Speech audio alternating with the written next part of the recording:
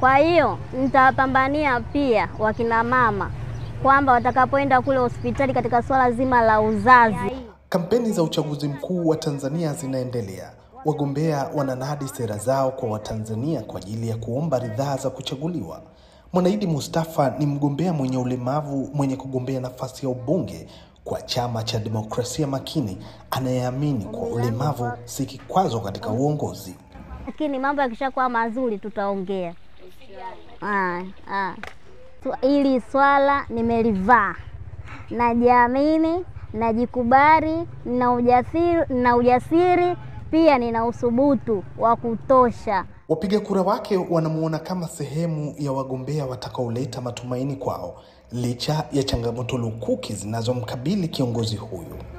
Kiukweli yani nimeridhika, sio mnafiki. Tutakuchagua mami, wala usijali.